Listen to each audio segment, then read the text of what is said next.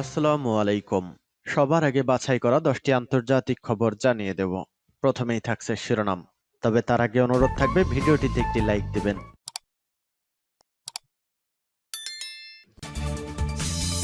প্রথমে ইসরায়েল ফিলিস্তিন যুদ্ধ চলছে, জানিয়ে দেব আমাদের হাতে থাকা সর্বশেষ গুরুত্বপূর্ণ আপডেট। আন্তর্জাতিক সংবাদ, হামাসের হাতে ইসরায়েলের 6 ট্যাঙ্ক ধ্বংস। ইসরায়েল থেকে রাষ্ট্রদূতদের প্রত্যাহার করেছে 9 দেশ। আরো জানিয়ে দিব ইউক্রেনের নির্বাচন দিতে নারাজ জেলেনস্কি। আরো জানিয়ে দেব জিম্মিদের মুক্তি না দেওয়া পর্যন্ত যুদ্ধবিরতি নয় বলছে নেতানিয়াহু।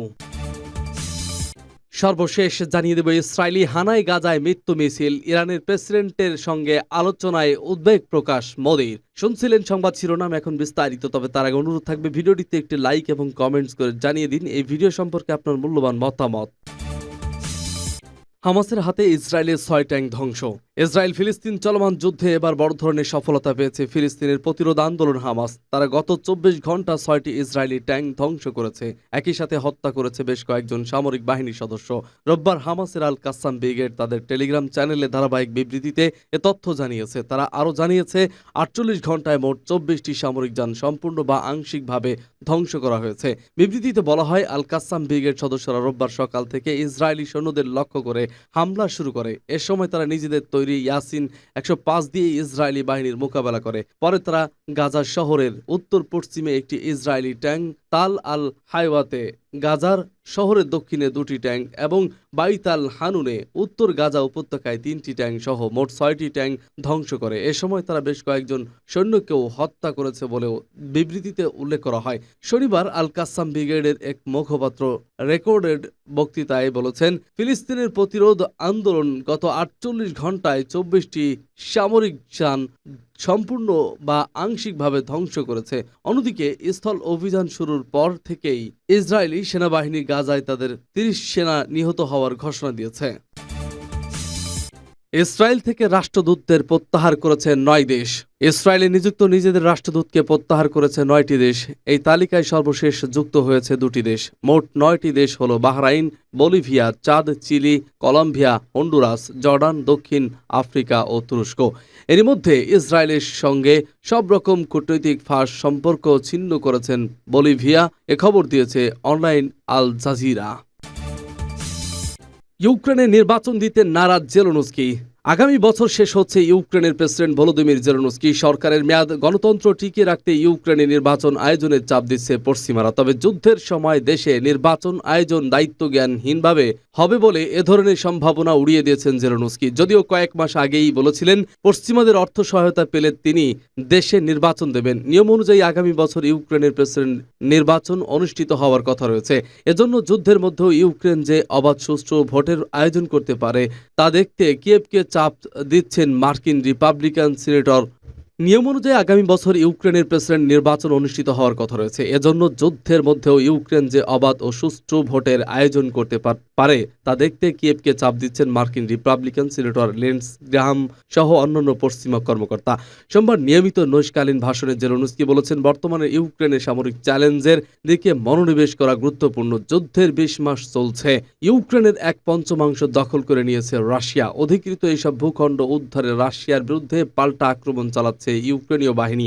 তিনি বলেন, আমরা সবাই বুঝি যুদ্ধের সময় বিভিন্ন চ্যালেঞ্জের মুখে নির্বাচনের মতো বিষয়ে এমন ফালতুভাবে জড়ানো সম্পূর্ণ দায়িত্বজ্ঞানহীন হবে। অবশ্য এর আগে গত আগস্টে মার্কিন সিনেটর জিম্মিদের মুক্তি না দেওয়া পর্যন্ত যুদ্ধবিরতি নয় বলছে নেতানিয়াহু। ইসরায়েলের প্রধানমন্ত্রী বেনিয়ামিন নেতানিয়াহু আবারও গাজায় যুদ্ধবিরতিতে সম্মত নয় বলে জানিয়েছেন। নেতানিয়াহু জানিয়েছেন, হামাস গাজায় বন্দীদের মুক্তি না দেওয়া পর্যন্ত যুদ্ধবিরতি ঘোষণা করা হবে না। তবে জনগণের চলাচল এবং সাহায্যের অনুমতি দেওয়ার জন্য কৌশলগত সামান্য বিরতির ইঙ্গিত দিয়েছেন তিনি। নেতানিয়াহু স্থানীয় সময় সোমবার এবিসি নিউজের সঙ্গে একটি সাক্ষাৎকারে বলেছিলেন, আমাদের জিম্মিদের মুক্তি ছাড়া গাজায় কোনো যুদ্ধবিরতি নয়, সাধারণ যুদ্ধবিরতি হবে না। যতদূর সম্ভব তা হলো কৌশলগত সামান্য বিরতি, এখানে 1 ঘন্টা সেখানে 1 ঘন্টা। তিনি আরো বলেন, আমরা মানবিক পণ্যের শেষ প্রবেশ বা জিম্মিদের ছেড়ে দেওয়া সহ সব পরিস্থিতি পর্যবেক্ষণ করব। তবে আমি মনে করি না সাধারণ যুদ্ধবিরতি হবে। গাজায় বোমাবর্ষণ বন্ধের জন্য ক্রমবর্ধমান আন্তর্জাতিক চাপের মুখোমুখি হচ্ছে ইসরায়েল। ঠিক তখনই নেতানিয়াহুর পক্ষ থেকে এমন মন্তব্য এসেছে। ইসরায়েলের ঘনিষ্ঠ মিত্র মার্কিন যুক্তরাষ্ট্র মানবিক যুদ্ধবিরতিতে সম্মত হওয়ার জন্য নেতানিয়াহুকে চাপ দিয়েছে, তবে পূর্ণ যুদ্ধবিরতির পক্ষে নয়, যুক্তরাষ্ট্র শেষ করতে পারেনি। ইসরায়েলি হানায় গাজায় মৃত্যু মিছিল, ইরানের প্রেসিডেন্টের সঙ্গে আলোচনায় উদ্বেগ প্রকাশ মোদির। গাজায় ইসরায়েলি সেনার হামলায় নিহত ফিলিস্তিনি নাগরিকের সংখ্যা 10,000 পেরিয়ে গেল। প্রধানমন্ত্রী নরেন্দ্র মোদী এবং ইরানের রাষ্ট্রপতি সৈয়দ ইব্রাহিম রাইসি সোমবার ইসরায়েল হামাস সংঘাতের পরিপ্রেক্ষিতে পশ্চিম এশিয়া অঞ্চলে কঠিন পরিস্থিতি নিয়ে আলোচনা করেছেন। যুদ্ধের মূল প্রতিপক্ষ পদের সঙ্গে দিল্লির কূটনৈতিক ব্যস্ততার অংশ হিসাবে প্রধানমন্ত্রী শুক্রবার ব্রিটিশ প্রধানমন্ত্রী ঋষি সুনাক এবং সংযুক্ত আরব আমির শাহির শেখ মোহাম্মদ বিন জায়েদ আল নাহিয়ানের সাথে কথা বলার পরে এবং ইসরায়েল হামাস যুদ্ধের পরে অদ্ভুত পরিস্থিতি নিয়ে আলোচনা করার পরে এই কথোপকথন হয়েছে।